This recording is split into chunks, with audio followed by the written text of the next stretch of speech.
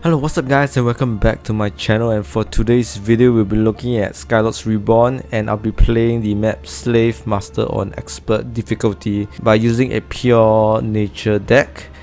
And I'll be also showing you several tips that can make your map run a lot easier, and we'll be looking into those soon. So here is my deck, and let's get on with our replay. Do check out my Discord channel, as I have created and will post regular updates on what videos will be coming out in advance, maybe probably up to 2 days in advance. So the link to my Discord channel will be at my description box, so do check it out if you want to join.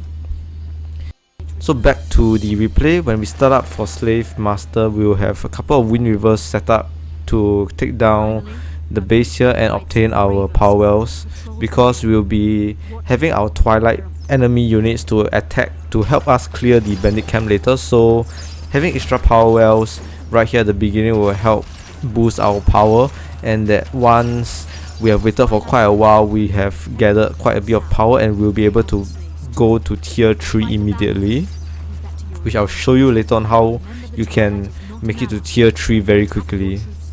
So yeah, just micro units, because they can get killed by all these like bandit crossbowmen and have a surge of light. Another alternative you could do is to ensnaring roots on the crossbowmen, but later on you will still have to heal your wind river, so might as well just save your 45 power on ensnaring roots and just go straight to clearing all the bandit units. Yeah, so the beginning is pretty straightforward. After you clear a little bit of the base here, the first bandit wave will be coming, and use roots to prevent this like bandit vanguard from attacking your wind rivers. Then once you clear off this camp, move up to take down the camp, and there's a trick you could use to help preserve your wind rivers and continuously deal damage. And what you want to do is to not go over too much up on the around this area, because once you move too close, there's this like wind blowing thing that will knock back your wind river, similar to like a hurricane. So yes, as you can see, once you move a little bit too middle of this area, this like storm traps will activate, similar to how a hurricane will work, and knock back your small units. So you just want to have your wind rivers like slightly behind here and attack this bandit tent. And because the wind rivers have this like multi-shot ability, they're able to attack 2 units at once, so the bandit sniper will be attacked as your wind rivers attack the bandit tent. The bandit sniper will also be equally damaged as well, and it should be just nice to kill off the bandit sniper. But if you do something wrong, the shaman will heal the bandit sniper too much and you will just destroy the tent but not kill the bandit sniper. So yeah, this is the scenario that should happen. You take down the bandit tent and the bandit sniper at the same time, and after taking down the bandit shaman, you would have to take up the power well, but make sure not to have your power wells up too early, because the bandit launcher will attack. And what you want to do is to wait for a little while for like these twilight units to come and attack the bandit launcher, so that the bandit launcher will be destroyed and your power wells would still be intact. You won't have to repair them, or you won't have to rebuild it again, or even like spend power to summon troops over here to attack the bandit launcher or lure the bandit launcher. So what I did was to take up the power well a little bit quicker than usual and repair it later on, because when you take up power wells earlier, you would get back your power much more quickly. So I just wanted to do that and time it in such a way that I don't have to summon any units, and the bandit launcher will continue to damage my power well until a certain health, and the twilight units will come and take down the bandit launcher. So all I have to do later is probably just to like repair my power well. Yeah, I think this wave won't be attacking the bandit launcher, it's the next wave, so let's fast forward to it. And as you can see, my powers is still withstanding. I don't have to intervene to take down the bandit launcher, and yep, repair my power well. And from now on, it will be a very long wait, probably about 10 minutes wait or so, around there, or 8 minutes wait, until the twilight will start spawning quite stronger units like the twilight abomination. And there's a few ways you can gauge when you should come and take down the ground units or take the base here, so that the ground twilight units will not be spawned anymore. And the two areas to look at is first, like when this wall is heavily damaged, and also if the base here is kind of like destroyed. So if over here, this is the area where if the wall is almost like completely destroyed, you should be preventing the twilight ground units from going any further into the enemy territory, because it can be quite dangerous. And by this point, the twilight units will probably destroy quite a bit of your bandit enemy units, so you should be able to get quite a bit of like your power wells and your monuments, so you don't have to worry too much about that. And the second way to gauge is that usually about the second or the third spawning of the twilight abomination like army, you should be coming up to your camp and activate these like fire emitters to change and kill off the ground units, and have the twilight units spawn flying units to attack this like bandit area. But this doesn't really affect, because we won't be moving on to the left side of the map, so you just want to delay as long as possible, because if you take too long to clear off all the like the base here and reach the area here, the twilight units might reach the treasure fleet crewman first and kill them off, and by which your slaves get killed by the twilight units, you would lose the game. So yep, you don't want that to happen. And as you can see, we have the first army of the twilight abomination that is spawned, and usually about the second or the third wave of this like twilight abomination, you should be able to like go over here and get your monument. A second tip is that you should be getting your monument here. That will be easier in the best case scenario, and here, so that you get up to tier 3 straight, so that you don't have to like use your tier 2 to like move up this area and clear this area, which will take a little bit more time and also like consume your power. So once this wall is down, and of course the better scenario is where the bandit artillery is destroyed, you should be able to bring your wildebeest over and destroy this bandit launcher. One wildebeest would do to take down this one bandit launcher. So this is what I'll be doing. As you can see, I'm like preparing to move on to the camp to take down this bandit launcher and get my monument. The issue with this area is that there's this like bandit barracks that will continuously spawn bandit units. So only once you're ready to like stop the twilight attack and capture the base here, then you should capture your monument here, because there's this like bandit sniper which have a very long range, and if you build your monument would like attack the bandit units that will spawn over here, and you don't want any unnecessary like engagement with the bandit enemy units. So everything has to be timed well, so that you avoid most of the battles, but also like speed up how you develop and get more of your monuments up. So this like I think is the third twilight abomination army. So at this point I should be capturing the base here. This worked out better than I thought, because usually the twilight enemy units will just clear a little bit of the camp here and won't engage with a lot of the armies deeper into the bandit zone. So I think this army attracts the bandit soul hunter, and later on I'll have a much easier time to clear this space, because I just have to kill these like bandit steel guards. Yep, see, I've captured the base, and once I captured the base, I also like have my monument up, so I got tier 3 right off the bat. And here I used ensnaring routes, because the bigger units, the bigger twilight units won't be killed very quickly by the fire emitter. Yep, so now it's more of like getting my tier 4 and pushing up the base so that I get my tier 4.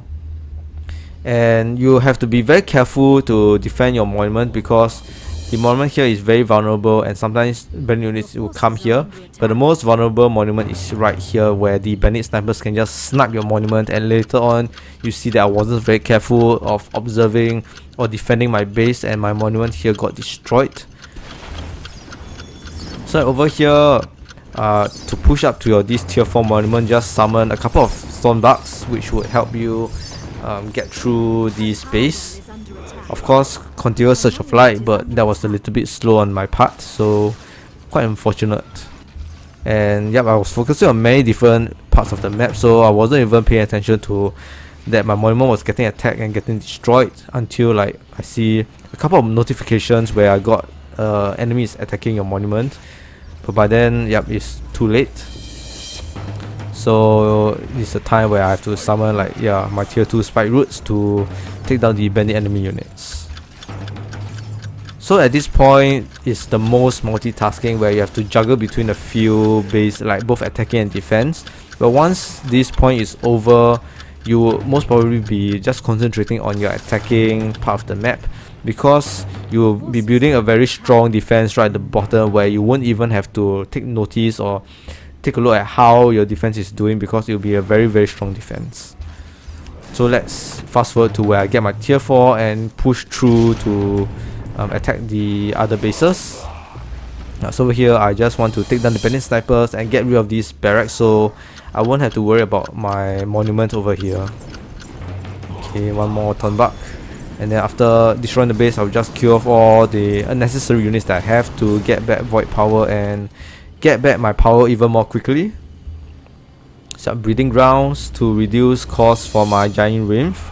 This will be my main attacking force and my only tier 4 unit that will be attacking the entire map. So giant nymph is the most like helpful card that you could have for a nature deck, because it is a flying unit and it deals really a lot of damage. So yep, let's just see how we're gonna clear the map.